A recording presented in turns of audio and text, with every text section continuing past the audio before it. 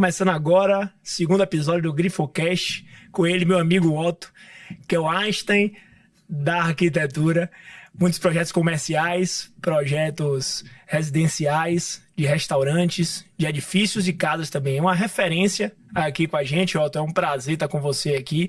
A gente vai falar muito aqui sobre obras ágeis e alto padrão. Como isso se comunica e como a gente consegue caminhar aí para frente. E nessa, Otto, eu quero saber um pouco mais da sua história. Quem é Otto Félix? É um prazer, meu amigo. Pô, prazer é meu, cara. Obrigado aí pelo convite. Sempre, uma honra estar na sua presença aí, que desenvolveu a metodologia mais inovadora do mercado.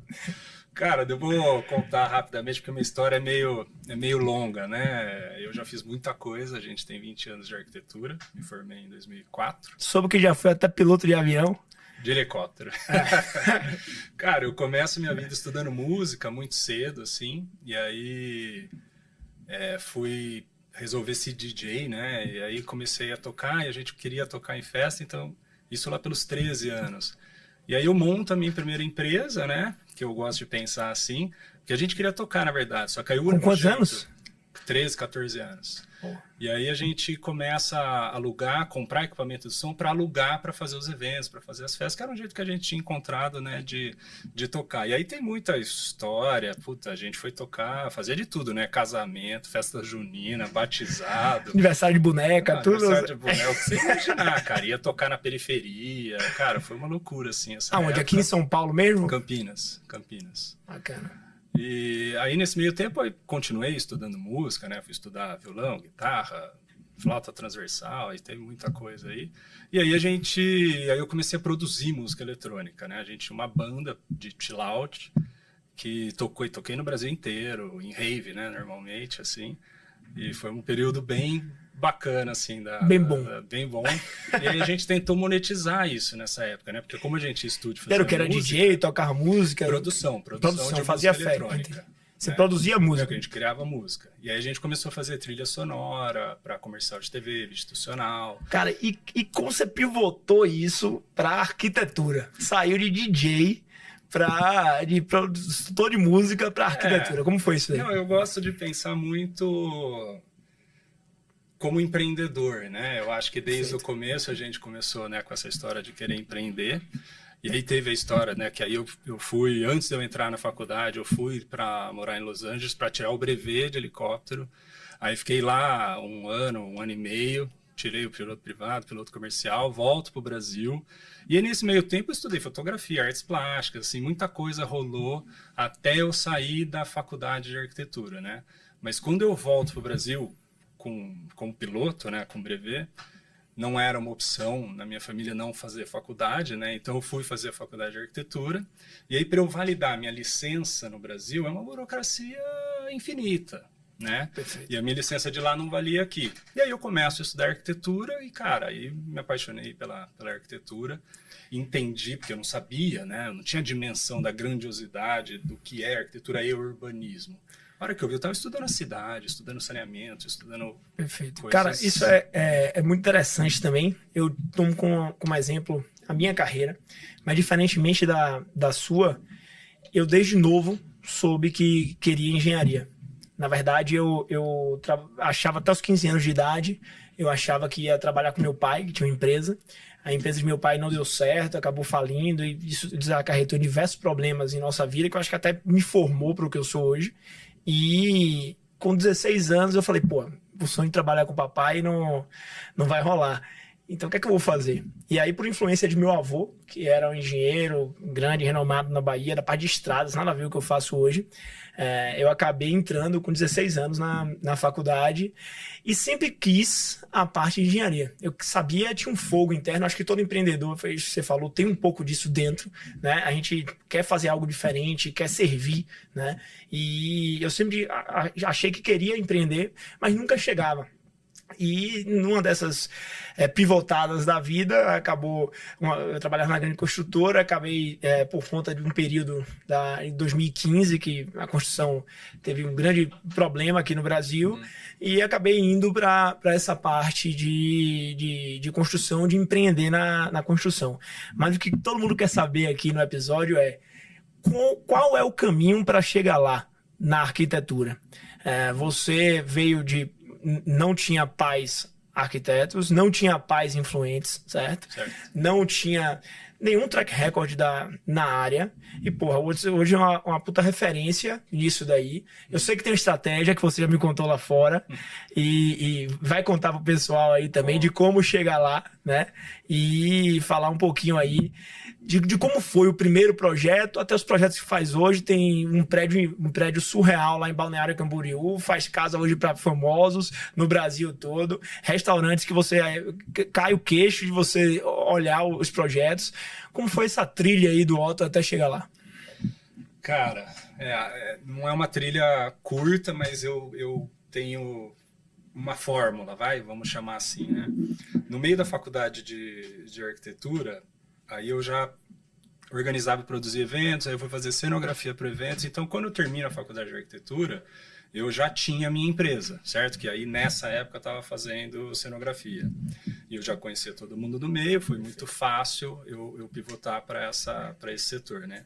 Aí, quando eu me formo, já tinha empresa. Aí a arquitetura começou muito devagar, né? Então, eu saí do fazer o puxadinho, reforma de churrasqueira, até onde eu estou hoje. Mas nesse meio do caminho, eu tinha que fazer obra, né? Porque eu não tinha muito projeto, então todo projeto que eu fazia, eu executava a obra, o que deu conhecimento, né, técnico, para poder fazer bons projetos. Né? Isso é uma coisa interessante, aí te interrompendo. Você acha importante para o arquiteto ele ter vivido ou experienciado a vivência de dentro de uma obra, como funciona a dinâmica de uma obra, como lidar com gente, com 50 pessoas diferentes, cabeças diferentes, níveis diferentes de pessoas? Você acha que isso fez diferença para a sua carreira? Cara, o arquiteto que não sabe executar não sabe fazer projeto. Não adianta o cara pensar num projeto mirabolante e ele não sabe como faz aquilo. Né? Depois eu te mostro, sei lá, o standard, que é uma arquitetura toda desconstruída. Como que faz aquilo, como que executa, né? Então eu tenho que falar para o cara como executar aquilo. O cara que não entende de obra não faz isso, né? Na minha cabeça não existe um bom arquiteto. Eu acho que essa é uma diferença. Já conversei com diversos arquitetos e em toda a minha carreira, mais de 250 obras diferentes, em diferentes segmentos, e poucos arquitetos eles entendem realmente os materiais e entendem como chegar lá. Muitas das vezes eles só projetam e falam, não, se vira aí. E quando o construtor não sabe, o que é que ele vai fazer? Ele vai falar, se vira aí, encarregado. Quando o encarregado não sabe, ele vai falar, se vira aí, pedreiro. E quando o pedreiro não sabe, o que é que vai acontecer? Se vira aí, ajudante. E aí, o que é que dá nisso tudo? Não dá. E aí, o resultado não sai. Então, isso é uma coisa que eu sempre falo, tá? Você conhecer... Além de você saber como executar, você conhecer os insumos, faz muita diferença no projeto. Eu percebi que você tem um pouco de domínio disso, certo? E você toma um cuidado especial com isso daí. Vou dar alguns exemplos aqui que envolvem a engenharia. Pô, o que é que custa saber um arquiteto que as peças de alumínio, elas vêm normalmente com 6 metros. E você, se for projetar alguma coisa que tem uma esquadria, que você tem alguma porta, etc., você usar vãos que são múltiplos dos 6 metros. Exatamente. Então, 1,20, 2, 3, tudo isso você consegue uma economia final no material. O que é que custa o arquiteto saber quanto é uma chapa de vidro? Qual é o tamanho da chapa de vidro original que você consegue ter menos perda no vidro? Isso quando a gente vai fazer... Sem ser vidro jumbo, né? Porque aí, se for de 3,20, passa a ser vidro jumbo e aí... Perfeito. E aí é o céu. Você sabe onde eu fiz muito essa análise? A gente fez uma escola na Bahia, foi na modalidade do Fast Construction. A gente fez a escola em 60 dias, tá? Essa escola tinha 10 mil metros quadrados e eu tive que desenvolver junto com o cliente e o arquiteto o projeto de fachada, porque o cliente, um mês desses 60 dias, estava fora do Brasil, e se a gente não entregasse essa obra em 60 dias, hoje não teria lá 300 alunos dentro da escola e o negócio já não estaria brequivado, estaria gerando caixa. E aí a gente teve que fazer uma fachada com pele de vidro e a gente foi estudar e ver os moldes da pele de vidro. O arquiteto queria mas se eu utilizasse o tamanho que o arquiteto ia sugerir, eu tinha 20% de perda a cada quadro do vidro. E o tempo, né? E o tempo. Então a gente otimizou, isso é a importância de, tipo assim, e é uma diferença também da metodologia que você falou da gente, do Fast Construction, é a gente entender todos a cadeia da construção, entender a partir de suprimento, entender os materiais e para você conseguir ser muito mais rápido, né? E ter agilidade no projeto. Então, às vezes, para um projeto arquitetônico, você mudar 20 centímetros, 10 centímetros, talvez o impacto não tenha tanto, certo? Nesse caso, numa fachada. E a gente fazendo essa alteração, em parceria com o arquiteto, em parceria com a empresa, a fabricante, a gente conseguiu entregar essa obra e fazer sem perda uma fachada inteira de vidro e ainda reduzir o custo para o cliente. E assim, o buraco eu acho que até é mais embaixo, né? Porque, por exemplo, a chapa de MDF tem 2,80 de altura. Aí o cara vai lá e faz um armário de 3 metros, né? Entendeu? Então, assim, é dentro da cadeia inteira, né? A arquitetura, interiores, né? A decoração. Então, tem tudo uma gama do estudo dos materiais para você conseguir fazer algo exatamente adequado dentro da materialidade, né? Quando foi, Otto, assim, eu acho que toda a vida de um empreendedor existe um ponto que eu chamo de ponto de inflexão, certo? Que é tipo assim, em um momento que ou você vai, ou vai acontecer alguma coisa que você vai ficar ali andando de lado e vai ficar nessa. Quando foi que você realizou e falou, pô, agora eu venci? Não é que vencer, que a gente acha que nunca venceu, que tá sempre querendo mais. Mas agora eu tô em um patamar que talvez eu nunca esperei tá. Sim. Seja fazendo casa para famoso, seja você fazendo um projeto para uma das maiores incorporadoras do Brasil, lá em Balneário Camboriú. Quando foi que você teve essas sensações de realização? Cara, foi assim, né, aí continuando aquela história, né, que eu já comecei lá fazendo puxadinho, reforma de churrasqueira e tal, e aí eu entendi que o arquiteto ele não sabe fazer a gestão de uma empresa, né? E aí, a hora que eu entendi isso, eu fui fazer um MBA em marketing na GV, então voltei a estudar, terminei o MBA em marketing, contratei uma agência de publicidade que é mais estratégica, menos criativa, refiz um posicionamento de mercado, e aí lá, isso é 2010, tá? E aí lá a gente fez um monte de estratégias. Então, nesse ponto, assim que eu saí do MBA, eu tinha entendido que eu precisava estudar e que eu precisava fazer alguma coisa para conseguir atingir o público que eu queria, certo? E aí dentro dessa estratégia que a gente desenvolveu, tinha várias coisas. Uma das coisas era fazer uma mostra de arquitetura, né? Tipo Casa Cor, essas coisas. Contratar assessoria de imprensa, contratar uma boa foto. A gente está falando de uma época que não tinha Instagram, não tinha Facebook, né? Então, para você conseguir uma publicação numa revista, você tinha que ter uma foto de um projeto super bacana e que o arquiteto demora muitos anos para ter um projeto super bacana para fotografar. Né? Ser arquiteto não é tiro rápido, né? Sim. E quem não tem Pessoal, esse acesso... isso que Otto tá falando aqui é a bala de prata para você que está começando na arquitetura, você que está trilhando o caminho. A gente vai falar mais um pouco disso aí, porque é aí que é a diferença. A hora que você entende, entre aspas, como que o jogo funciona, né? Pô, eu preciso ser percebido. Tá, então eu preciso ter um posicionamento de mercado, o meu branding precisa estar forte. Quais são os veículos de comunicação? Na época era Casa Vogue, Arquitetura e Construção, né, as revistas que tinham lá na época. Como é que eu chego no editor para mostrar o meu trabalho? Pô, contrato uma assessoria de imprensa. Ah, mas tem outro caminho? Tem. O fotógrafo. Pô, o fotógrafo também conhece o editor. Então eu comecei a entender como que eu funcionava a coisa, e eu comecei a me cercar e contratar as pessoas melhores que eu podia, né, naquela época, para eu conseguir mostrar o meu trabalho. Cara, é interessante isso, que tipo assim, existe um mantra que é: você tem que estar no ambiente que seus clientes estão. Você tem que estar fazendo as mesmas coisas que o seu público, tá, vai estar fazendo. E onde o seu público vê? Onde é que está a atenção de seu cliente? Essa é uma pergunta muito importante que todo empreendedor tem que ter. Porque onde está a atenção do seu cliente é onde você tem que estar. E muitas vezes, quando você está conversando, você não tem esse acesso. E você usou uma estratégia que eu achei fenomenal, que apesar de você não ter o acesso, você criou meios para chegar a esse acesso. Seja contratando um fotógrafo da editora, seja você contratando um assessoria que tem relação com a editora.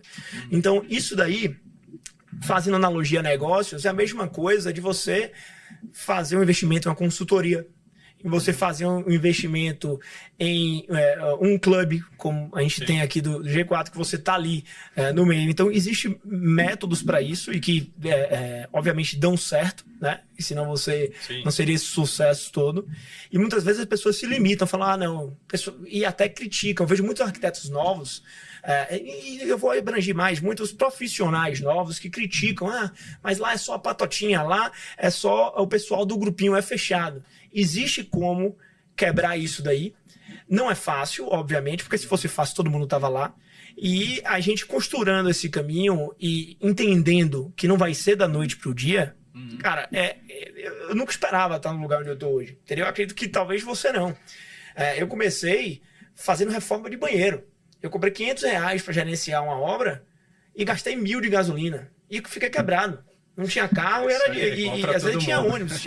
Eu tinha que fazer obras, às vezes eu pegava um carro emprestado com minha tia, um carro emprestado com meu pai, um carro emprestado com meu avô, para conseguir ir rodando e chegar para fazer a obra. Fora quando eu sujava o carro, por conta de material de obra, que eu não tinha dinheiro para pagar frete, botar dentro do carro. E aí a gente ia rodando.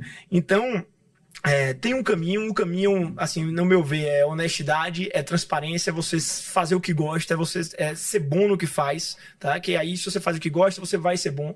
É fazer com amor, é você não esperar olhar o dinheiro. O dinheiro é importantíssimo no processo, porém, o dinheiro sempre vai ser uma consequência de um trabalho bem feito. Toda a minha vida, quando eu olhei no dinheiro, acabou não dando certo. Ou eu perdi dinheiro na obra, e não deu resultado, ou a coisa acabou não acontecendo. E toda vez que eu foquei no cliente, eu consegui ser muito mais bem remunerado, e quando eu olho para trás, você está em outro patamar. Eu imagino que com você tenha sido assim também. Não, obviamente, né? Ainda mais que a gente está falando, sei lá, pelo menos dentro do residencial, né? Não tem como você focar no dinheiro, né? Você está fazendo 90% das vezes é o sonho do cara, né? Aquela casa. Às vezes não é. Mas 90% das vezes é o sonho do cara. Não tem como eu estar focado na remuneração. Né? Eu tenho que estar focado nele, né? Em escutar o que ele quer, em desenvolver o projeto junto com ele. E aí, é claro, aí eu venho com a minha bagagem, com o meu know-how e vou orientando. Né? Olha, isso daqui fica mais legal desse jeito. Você conhece aquilo outro. Ou seja, você vai conseguindo mapear, porque assim, existe uma relação entre o arquiteto e o cliente que não é dita. Né, muitas vezes, por exemplo, pensa num cara que é mais tímido, assim. Ele não vai falar para mim, olha, eu sou tímido, eu quero me sentir seguro dentro da minha casa. Perfeito. Isso eu percebo numa conversa. E aí eu uso mecanismos dentro da arquitetura que eu consigo trazer essa segurança para ele dentro do espaço físico. Perfeito. Por exemplo, eu faço um percurso onde da garagem para ele chegar no living dele, ele tem que passar por várias portas, passa por um jardim, anda num corredor. Ou seja, a arquitetura ela está na sensação. Construir é um ato rudimentar. Você organizar tijolo, cimento, concreto, construir isso, qualquer um pode fazer. Perfeito. Agora, pegar esses materiais e organizar de uma certa forma, que aquilo cause uma sensação na pessoa, na que ela entra lá dentro, isso é arquitetura. É isso que eu sempre falo, o pessoal às vezes me questiona, pô, Daniel, você não quer fazer projeto, botar um setor desse? Eu falei, cara, meu negócio, eu tenho que entender o que eu sou bom e o que a gente faz diferente. E indo para essa parte de arte e arquitetura, eu sou literalmente um zero à esquerda. Graças a Deus. Porque eu não. Cada um na sua. E eu entendo muito que existe um match, né, entre o arquiteto e o cliente.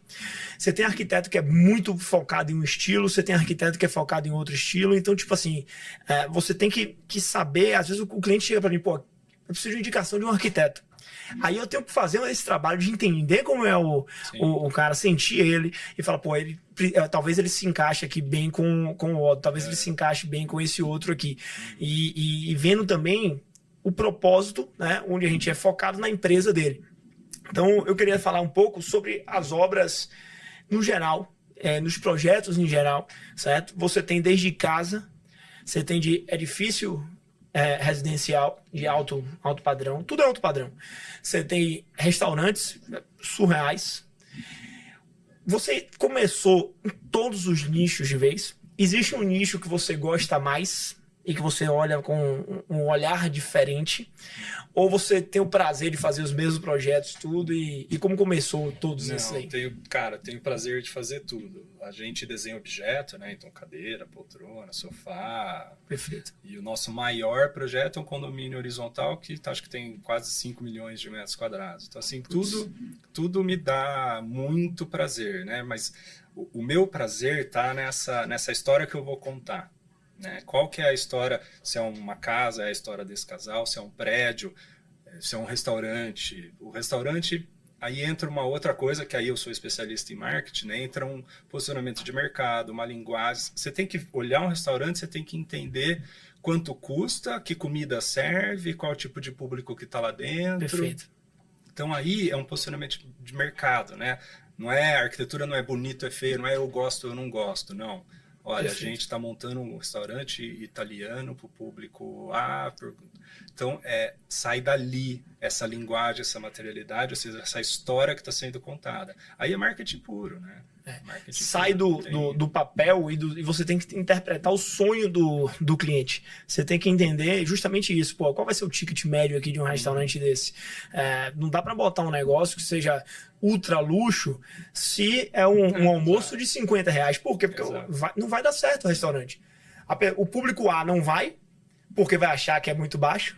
O público C, D, não vai, porque vai achar que é muito caro. E vai ficar ali só na meiuca, e que normalmente não dá muito certo nos negócios a meiuca.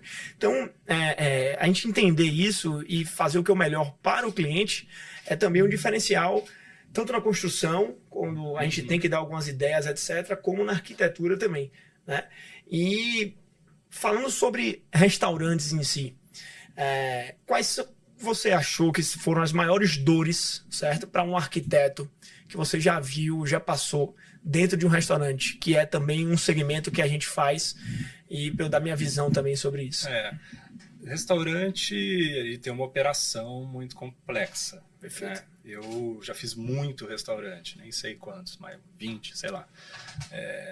E eu sou um entusiasta da gastronomia, da coquetelaria, de drink. Então, todas as minhas viagens, eu vou em muitos restaurantes e eu sou o cara que peço para entrar na cozinha. Eu fico sentado sempre no bar olhando o cara trabalhar. Então, e aí, como eu já... Fluxo, logística, entrada de pratos, entrada de louça suja, quantos garçons tem, quantas mesas tem, qual que é a praça que aquele garçom está trabalhando. Então, eu vejo a coisa, como o cara tira o lixo do restaurante, eu vejo a coisa de um outro jeito, né? Perfeito. Do ponto de vista da logística. E o restaurante... Para mim, é uma das operações mais complexas que tem, assim.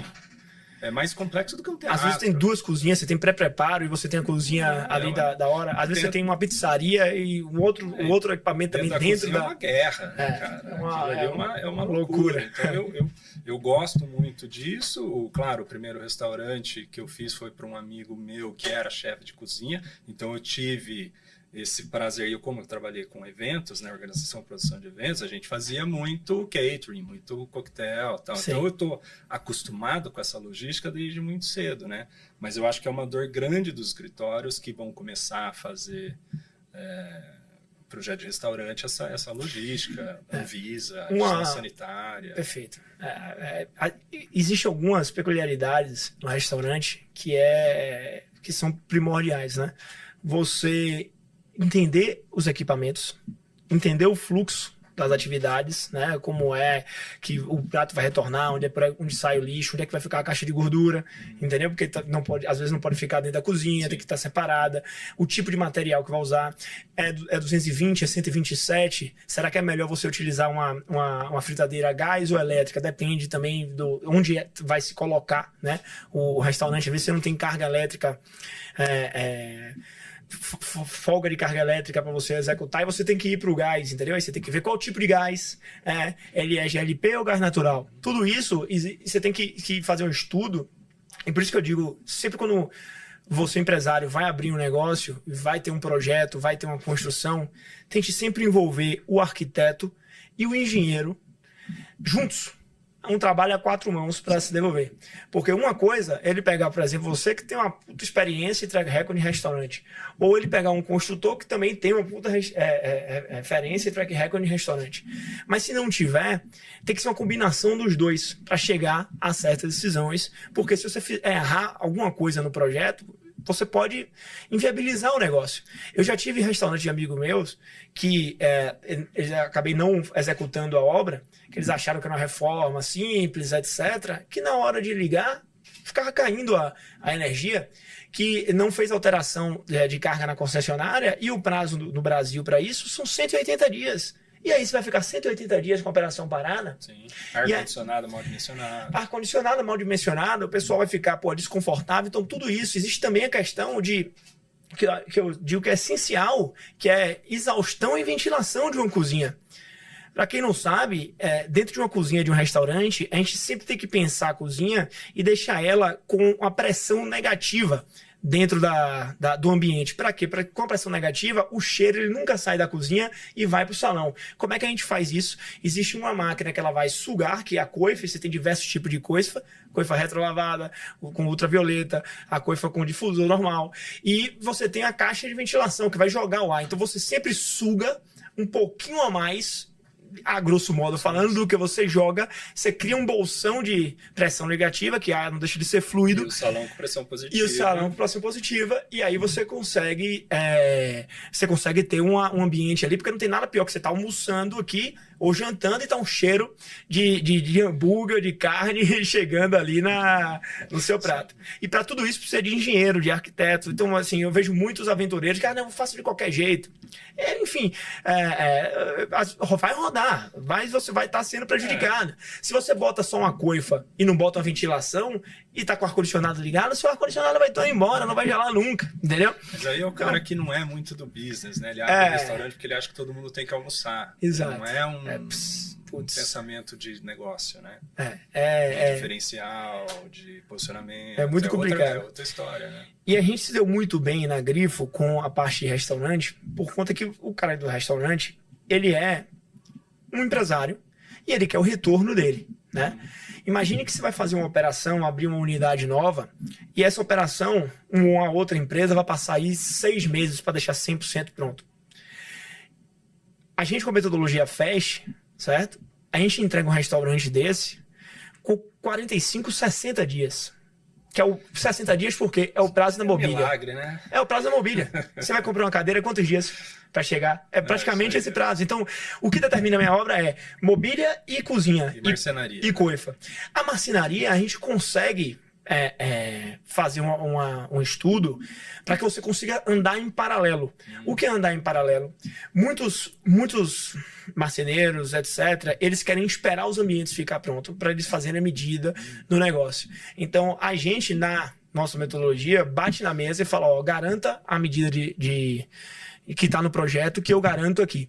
Às vezes, tem que assinar um termo aqui, assinamos. Porque a gente sabe, se tem um projeto e duas pessoas vão seguir esse projeto, eu tenho que bater no peito e dizer que vou entregar, e você tem que bater no peito e dizer que vai entregar. Então, a gente sabe que vai ter um ajuste aqui e outro ali, de milímetros, mas a gente tem que ter essa confiança. E quando for executar isso na obra, é ponto de atenção ao máximo, nesses itens, em altura de forno, altura de parede, etc. Não vai entrar, que é o mínimo, senão não vai entrar. Então, a gente compra essa briga, só aí a gente já tira 30 dias do negócio. Solta os materiais logo no início da obra, já tem que ter essa definição. Então, às vezes não tem, o cliente não quer definir, a gente fica apertando, faz um estudo junto com o arquiteto, tal mobília, tal coisa, tal material de coifa, solta prazo de coifa, solta prazo de equipamento de cozinha, que vai demorar aí 30, 45 dias. Quando esse negócio chega, já é certo que já está a obra toda pronta para instalar. Não existe você vou fazer a obra civil, agora vou comprar coifa, agora vou comprar mobília. Pô, no Brasil tem muito disso, é falta de planejamento, entendeu? Então, com a nossa metodologia do FAST, de acelerar, de você bonificar, de a gente reduzir a obra para 45 dias, foi o que eu te falei aquele dia. A gente reduz para 45 dias, existe um gasto na obra que é a despesa indireta. Esse gasto ele representa 10% do custo, em média, de uma operação. Se você tem 6 meses de obra, 10% vai de 6 meses, quantos por cento ao mês ali que vai estar estipulado. Quando você reduz isso para 45 dias, a gente ganha uma folga aí do orçamento geral de 6 a 8%, tá? E aí, quando a gente ganha essa folga, o que a gente faz? A gente converte isso daí e dá bonificação direto para os fornecedores, prestadores de serviços, colaboradores que estão na obra. Então, na verdade, a gente acelera, tira um dinheiro que está parado, que é o carrego, que é salário de engenheiro, aluguel de carro, água, luz. Quando você espreme isso, você tem essa folga que a gente bota um incentivo no local certo para a gente conseguir acelerar. Ou seja, sobra... Custa a mesma coisa, só que você faz em mesma coisa, um terço. Imagine você que vai abrir um restaurante e fala, pô, você vai começar a faturar daqui a 6 meses. Agora, se for aqui com a Grifo, a gente vai começar a faturar daqui a 2 meses, a 60 dias. Pô, não tem nem... E você sabe que eu já... Um dos restaurantes que a gente fez, eu tive essa conversa com um dos proprietários, né? E na época tinha 2 construtoras orçando a obra. Uma que eu estava indicando, que tinha uma eficiência em prazo muito grande, e a outra que o cara lá conhecia. E aí eu falei com ele, cara, você não está botando na conta a sua antecipação de receita em 3 meses, você tá maluco? Não. Né? Ele foi lá, fechou com a outra, demorou 6 meses lá para ficar pronto. Mas, cara, quanto vai faturar seu restaurante? Sei lá, 1 milhão por mês. Deixou 3 milhões na mesa. Com certeza, deixou muito mais do que a diferença de preço de um construtor para o outro. Não tenho nem sombra de dúvida disso. E da segurança também, a gente está fazendo o projeto correto. E isso, não só na parte de alimentação, em alguns outros segmentos, é muito importante também. Imagina uma escola onde você tem um intake no final do ano, que ou você matricula seu filho na escola, que quando? Outubro? Seria que fechar para o ano que vem? Imagina a escola não tá pronta, você tá abrindo unidade nova e o pai vai visitar a escola. Quando o pai for visitar, tá tendo obra. Você vai deixar seu filho na escola que tá tendo obra? Não, confiando, você vai entender. Perdeu um não, perdeu vários alunos. Então, a gente tem alguns casos desses que, tipo assim, a gente só conseguiu estar rodando e essa é a maior realização quanto construtor de obras ágeis, é saber que voltar depois de 2 meses, 3 meses na obra e ver que aquilo ali só está operando por conta da metodologia que a gente tem. Senão eu ia perder 1 ano ou uma faculdade que são 6 meses aí de atraso para botar mais alunos. Então essa, você falou sua realização dentro de projeto, a minha em obra, é isso. Fazer rápido. Exatamente. E aí, mas isso é muito bom, né, cara? Porque é bom para todo mundo, né, bicho? Não, é bom para o arquiteto, é bom para o proprietário do negócio, é bom para vocês, é bom para os caras que estão com você que ganham mais, é bom para todo mundo. Bom, com certeza. Existe também um estresse muito grande em fazer a obra rápido, você leva o cara a um nível alto, mas é compensador exatamente, e ele vira referência nisso daí. Eu não consigo hoje pegar um arquiteto, um engenheiro, tipo, vou pegar uma puta empresa aqui, pegar um cara com um salário alto, botar aqui, faça, e não falar nada para ele, faça isso daqui em 30 dias, não vai fazer. Porque é específico, ele tem que passar por um treinamento, ele tem que entender. E é uma das dores que a gente tem, a escala disso daí. Eu tenho que usar uma metodologia de shadow, que é botar um cara que já entende metodologia com outro para aprender, e aí depois faz 2 obras dessas, depois ele já pode se multiplicar. Você não acha no mercado porque é disruptivo e porque a gente fez isso daí, criou. Agora, você deve ter ferramentas também, BIs, enfim, algumas coisas específicas que deve ser sua, que você desenvolveu para... Não, com certeza. Como se organiza uma obra em 45 dias, né? Perfeito. Isso não é todo mundo que... não. Primeiro, o planejamento é muito bem feito, certo? Todas as etapas, todas as datas. E a gente faz isso quando que data tem que chegar cada material. E a gente cobra isso antes. E imagine que numa obra de 45 dias, eu tenho que avançar aí de 2% ao dia para eu acabar a minha obra. 2,5%, mais ou menos. É muito. Isso aí em uma obra convencional, às vezes a gente avança num mês. Se eu não tiver uma metodologia ou tecnologia, certo, para verificar isso durante o processo e passar 1 semana de minha obra, eu vou 10 dias. Eu fiquei 10 dias sem saber como é que eu tô na obra. Eu tô no escuro 10 dias, certo? O que é que vai acontecer? Já se passou 25% de minha obra. Então, não posso nem pensar. Então, assim a gente criou um setor, que é o setor de BI.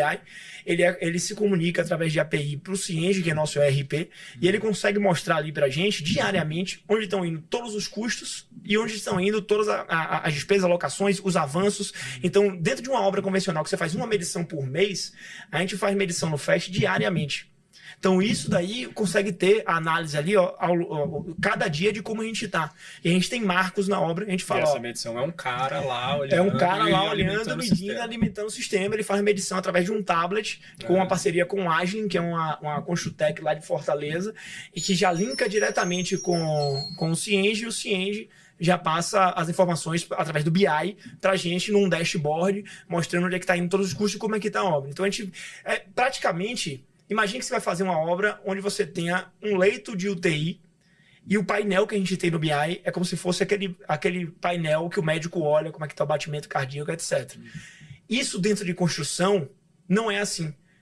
O médico chega esse mês, mede a pressão, sai de baixo, um mês depois ele volta, mede a pressão.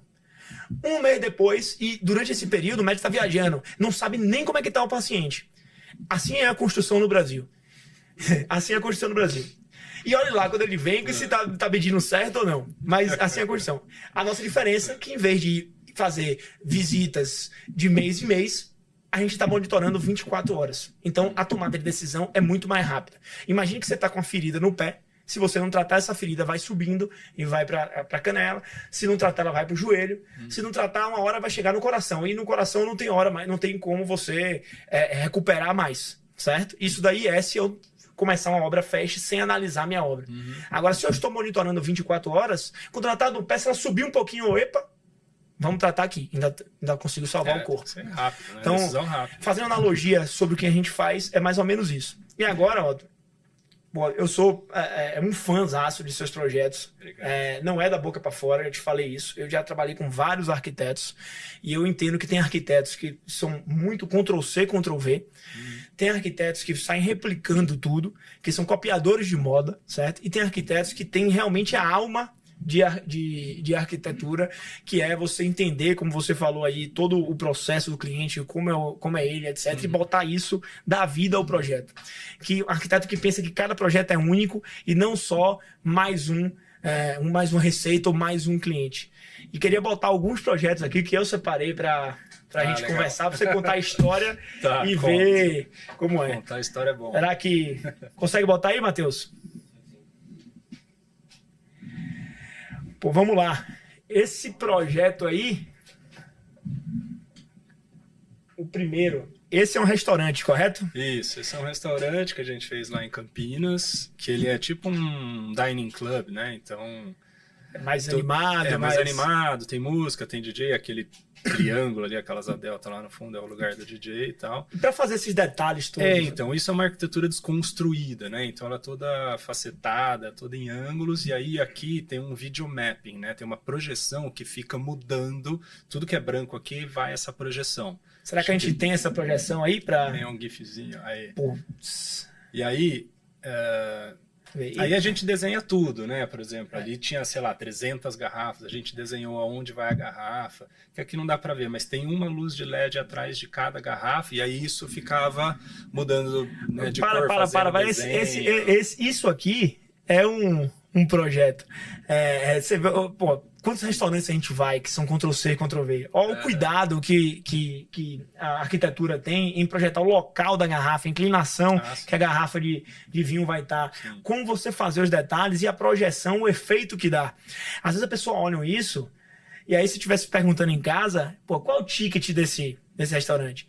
Eu tenho certeza que só você fazendo esse projeto aí, elevou o ticket médio desse restaurante em pelo menos 30%, 40% do prato que ele ia servir. Só pelo ambiente, só pela tecnologia, só pela modalidade. Eu acho que isso o empresário tem que pensar também. Entendeu? Também acho, cara. Tem que pensar e assim, nasce com uma vocação, nasce com um posicionamento muito... Quanto tempo foi essa obra aí? Acho que foi quase 5, 6 meses. Eu imagino. Que é de uma complexidade alta, muita marcenaria, e essa parte toda facetada... sou eu que desenvolvi, né? Então eu chego para o gesseiro, eu faço ponto a ponto para o cara, né? Não adianta entregar um projeto executivo disso, ele não sabe. executar, né? Então, o que eu faço? Eu ponho uma barra de aço aqui e aqui sai uma vertical com ponta. Eu ponho outra barra de aço aqui e sai a outra vertical com ponta. Eu falo pro cara, liga os pontos. Aí eu fico com ele na obra, liga os pontos aqui. Aí ele vai soldando, ele vai fazendo essa geometria, aí depois vem o gesseiro e é a diferença de uma foto e uma obra de arte, né? É um outro tipo de cuidado. É um cuidado que tem, e eu te digo, tem como a gente fazer isso mais rápido do que 6 meses, certo? É uma obra dessa daí, eu tenho certeza que no nosso modelo, em 2 meses o cara tá dentro. Isso é sensacional. Agora a gente ia encher um pouco o seu saco e você ia ter que estar lá pra dizer, como é isso aqui, não sei o que, mas em prol... Cara, eu adoro ir na obra, cara. Eu imagino. Adoro conversar. Agora tem que comer quentinha de obra, tem que comer quentinha de obra também. Isso aí. Quando a gente fazer uma obra junto, eu vou te convidar lá pra comer uma feijoada. Sábado é feijoada, domingo é churrasco. Na grife é assim que funciona. Pra ter algo a mais. Quentinha na Bahia, então deve ser melhor ainda. Não pode botar muqueca, senão o pessoal dorme e aí não quer sair pra trabalhar. Então até isso a gente tem que pensar também. Não pode, tem que ser ali o negócio certo. Vamos ver se a gente tem mais fotos aí de projeto seu, Otto. Esse é o bar, né? Onde a gente desenha o negócio das garrafas. E é pena que eu não tenho uma animação. É madeira ali na Cara, MDF, né? É madeira, é MDF, mas assim, imagina que isso é uma balada. Então tem um som muito alto. Como que a gente resolve a vibração das garrafas? Cara, tem um sistema de amortecimento que você não está vendo aqui nessa tesoura, de MDF, tem um sistema de amortecimento que gruda na laje, e aí aquele negócio preto que você está vendo é um forro que essa viga não encosta. Entendi. Então tem um amortecedor em cada ripa dessa aí. Putz. Você que pensou nisso tudo? Eu junto com a engenharia e com o cara do som, né? Porque eu falei, gente, isso aqui vai vibrar, como é que a gente faz, como que resolve? E isso me ligou mais um ponto aqui sobre condicionamento acústico e proteção acústica dos ambientes. Não tem nada pior do que você chegar num restaurante e você tá aquela zoada, etc. E os materiais, eles impactam diretamente nisso. No caso aí, a gente tem material que é madeira, a gente tem níveis diferentes, tudo isso auxilia, ajuda, certo? A acústica. Agora, eu já fui em restaurante que o cara botou uma telha galvanizada no teto, altamente reflexiva, que o som batia, e aí ele não fez nenhum preparo, certo? Nenhum projeto acústico, não fez nada antes, né, de som, que eu acho que tem que trabalhar junto, tanto a parte de acústica, como a arquitetura, como a parte de sonorização também, que tudo isso impacta, certo? E eu sentava para conversar, não conseguia nem conversar com a pessoa, porque no lado, eu ouvia a conversa toda, era uma gritaria. E iluminação. A gente foi junto numa loja de carro no Sul recentemente, certo? Perfeito. Eu estava conversando com o Bruno, e eu acabei de entregar uma concessionária, uma loja de carro também, concorrente dessa que a gente foi lá em Campinas. A primeira coisa que eu falei para essa minha cliente, falei, olha, ponto mais importante é a iluminação. Iluminar carro é muito difícil. Perfeito. Bem feito. Você lembra de como era lá, né? Parecia que estava de dia, o Fusca, você não conseguia. E aí as pessoas, às vezes ela não sabe por que ela está incomodada. Né? Eu percebo, o Bruno percebeu também, que também é do ramo e tal. Cara...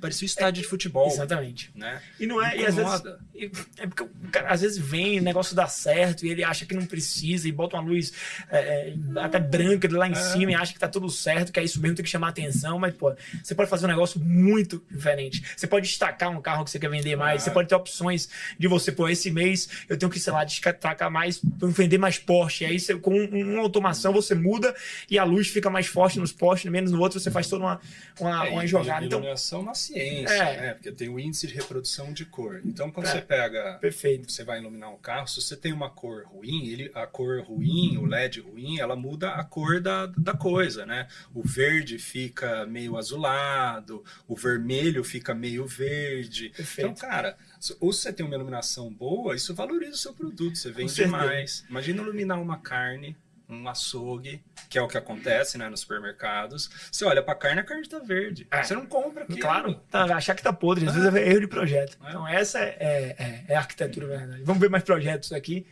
pra ver o que é que tem. Isso aí você me contou que foi uma casa cor? Essa foi uma casa Foi uma mostra? uma mostra, a LG me contratou, né, para fazer esse projeto aí. Esse projeto ganhou, acho que 2 ou 3 prêmios internacionais, ganhou o prêmio da revista Veja, aqui de São Paulo, de melhor suíte, que é esse quarto aí. Bonito, você usou essa parte de vidro. Isso foi dentro do Conjunto Nacional, né, que é um prédio ícone aqui de São Paulo, modernista. Então aqui a gente fez dentro do modernismo, né, brasileiro, que é, acho que o mais conhecido do mundo, e até hoje os arquitetos brasileiros fazem muita coisa modernista. Esse espelho é encostado no chão, né? Ele é encostado no chão, isso é de um designer novo, que é super bacana. E isso foi uma ousadia muito grande, né? Porque bloco de vidro com cortina curta, cara, você tem que ter coragem para fazer isso aí, né? Você vê que não é à toa que ganhou o prêmio, etc. Eu acho que foi capa da revista D, da em nossas vidas de empreendedorismo, etc. Se a gente não tivesse coragem, a gente não tinha dado o primeiro passo. Né? Mostra um lugar que você tem que testar, né? De você tem usar. Que arriscar. E aí você vai receber os louros da vitória por conta disso. Tem mais. Parabéns, muito bonito. Deve ter outra. Essa é a sala desse mesmo ambiente, né? Então, assim, para quem entende um pouco do modernismo, né? A poltrona costela, o banco mocho, esse sofá é meu, desenho meu, e essa estante, né? Que é bem característica do modernismo. Uma luminária vintage, outra poltrona vintage. Então, aí tem bastante história sendo contada dentro do modernismo brasileiro. Bacana. Vamos ver outro ambiente aí. Acho que deve ter mais uma. Foi essa que saiu na revista que eu vi. Essa é a capa da AD, né? Essa mesa é uma mesa do Jean Gillon. Essa mesa, só para você... Vou falar, não gosto de falar número, mas isso tem poucas mesas dessas no Brasil, do Jean Gillon original. Isso vende na Europa mais ou menos por 150 mil euros. Você imagine.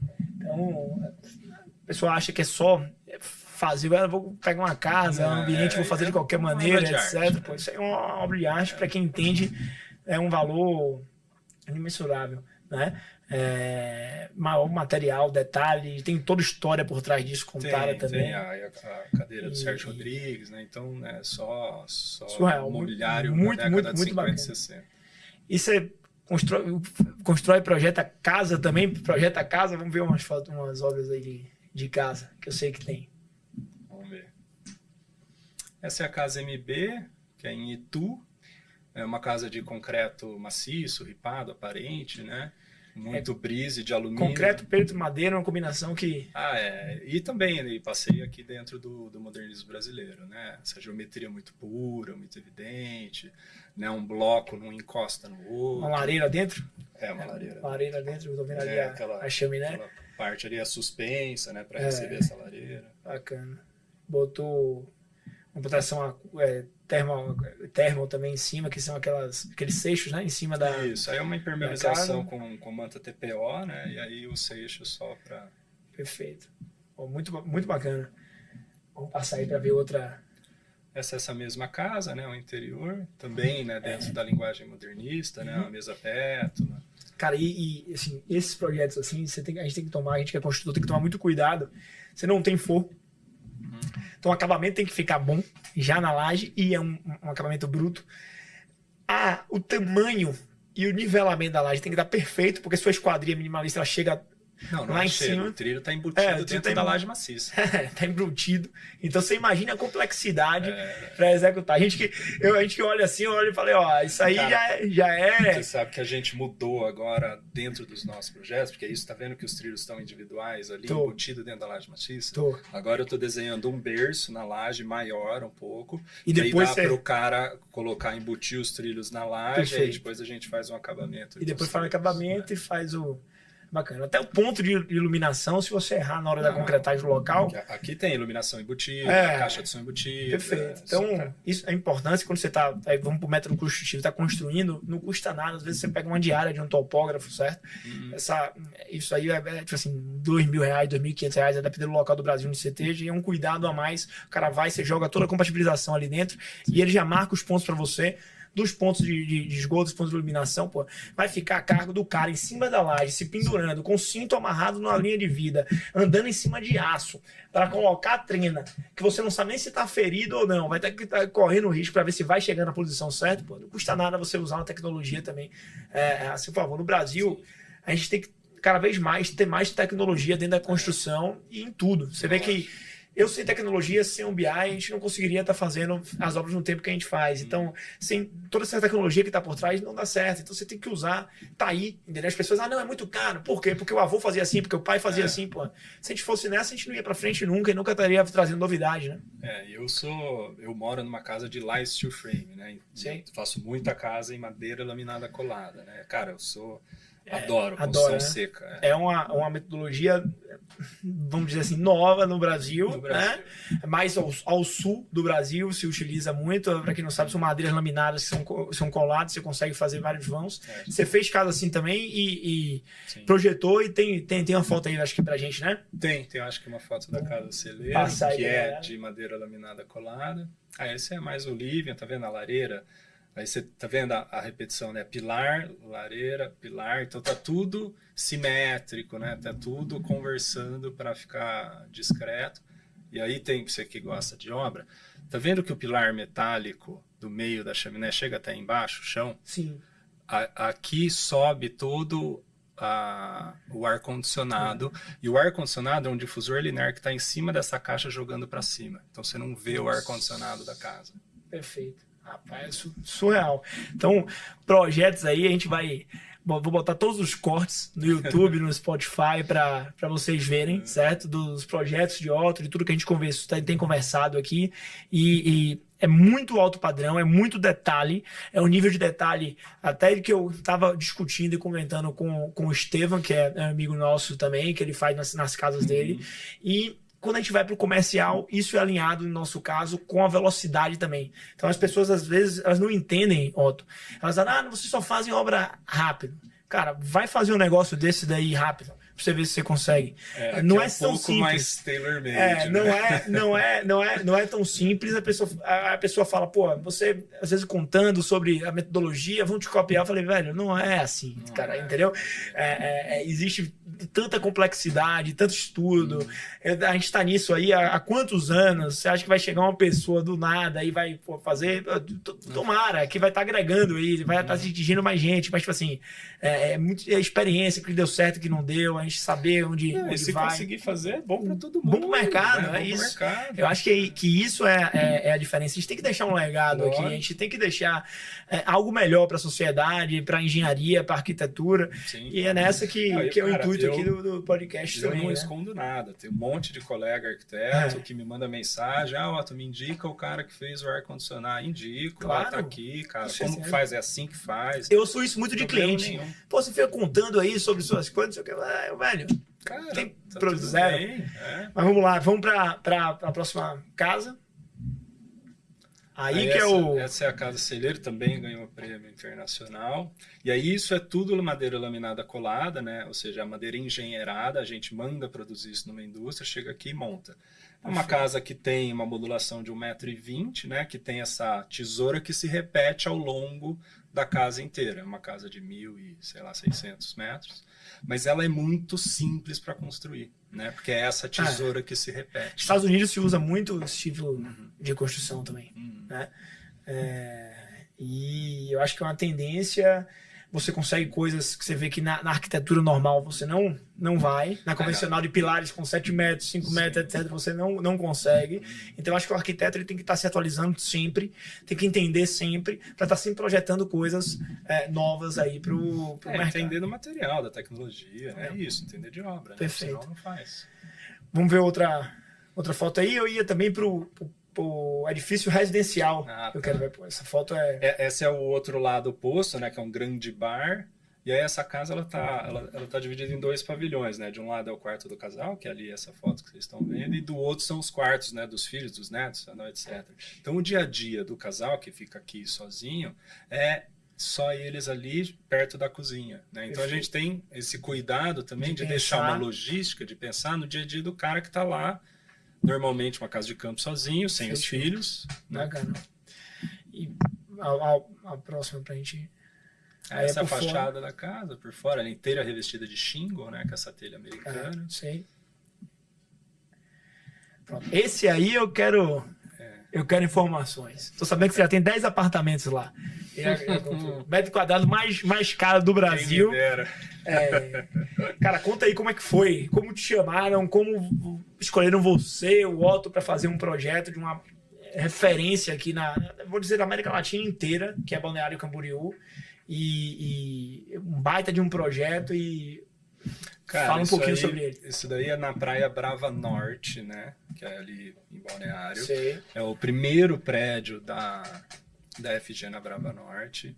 E aí a Brava Norte é mais selvagem, né? Uma praia de surfistas, não tem barraquinha na praia e tal. Então eles estavam procurando alguém que tivesse essa linguagem mais próxima da natureza, que conseguisse posicionar o produto deles ali. Perfeito. Eu, se não me engano, né, eu tenho um orgulho disso, eu sou o primeiro arquiteto de fora da FG que eles contrataram. Né? Eles faziam tudo interno, dentro de casa até então. E aí, como isso daqui era fora, né, do que eles estavam acostumados a fazer, aí eles me chamaram para fazer. Posso ser sincero com você? É uma baita de uma empresa. É uma história espetacular. Começou com o pai do rapaz, o cara já veio de baixo e construiu um império. Agora, se abrir para o mercado, para alguém que é especialista em arquitetura, etc., não fazer só dentro de casa, eu acho que é o caminho, entendeu? Sim. Não, hoje eles já tem bastante. Você vê os prédios, você vê que às vezes são muito parecidos, etc. Sim. É um modelo lá de Balneário, mas tipo assim, nem se compara a isso daqui, entendeu? Mas a cultura mudou, acho que do Brasil e lá também. Hoje eles já estão trazendo outros arquitetos. Mas aí, enfim, me chamaram, né? E aí isso daqui a gente tinha um objetivo muito claro, né? Que era esse contato com a natureza. Eu queria trazer a natureza para dentro do edifício. E eu queria que o cara que estivesse dentro do edifício se sentisse dentro de uma casa e não de um prédio X, né? Eu queria que ele sentisse dentro de uma casa com a natureza dentro e que ele estivesse sempre conectado com a Praia Brava, né? Então aqui são elementos naturais, né? Então, e o guarda-corpo vai ser assim mesmo? Vai.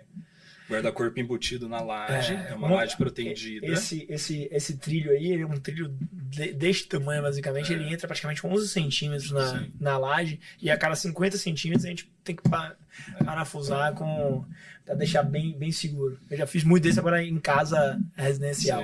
Vai ser assim, com vidro curvo, e isso tudo é travertino. A fachada inteira de travertino. Que é para trazer esse material natural, o cara pisar num material natural, né? Ter esse contato, essa textura, né? É muito diferente. Bacana. Tem outra foto aí que eu acho que mostra melhor. Aí ele, à noite, né? São 4 torres. Você é o terror dos construtores, eu já tô achando isso. Pilar curvo, guarda-corpo curvo, embutido. Você chegar pro seu time e falar, galera, tem um desafio aqui, vai ser assim, mas é isso aí que dá prazer de fazer. Não, e vou te falar mais, hein? A FG é tão bacana de trabalhar com eles fizeram questão, não, vai ser curvo mesmo, porque, cara, eu entendo a dor, né? E eu dou abertura, eu falo, cara, olha, se tiver que mudar, vamos mudar, não tem nenhum problema. Eu falo, não, vai ser curvo, quero uma escada helicoidal também, com um guarda-corpo curvo dentro do hall de entrada. Eu falei, porra, bicho. Isso aí. É isso aí. Parabéns, o projeto ficou muito bonito. São quantos apartamentos por... Cara, não são muitos, né? São 4 torres de 10 andares, acho que o total, porque ele vai escalonando ali para cima. Se integram? Né? Escalonando por conta do são separados. Tem uma entrada separada para cada torre. Entendi. São quantos quartos, lá na Praia Brava só pode 10 pavimentos. Exato. E são quantos São 4. Quantos metros quadrados, em média? Média 180 metros cada apartamento. Bacana. Compacto. É bem exclusivo, né? É um terreno, entre aspas, pequeno, né? Então é um produto bem exclusivo. Bacana. E garagem subterrânea? Garagem subterrânea. Piscina toda na lateral inteira, todos os muros de travertino também. Aí o muro que aqui não dá para ver, mas ele tem uma estampa, um desenho que a gente fez, ou seja, não é um muro, é um painel artístico. Então a gente fez todo... Você agrega trazendo... coisas no seu produto, entendeu? Então isso daí é a diferença de você trazer um cara que pense dessa forma. Bacana.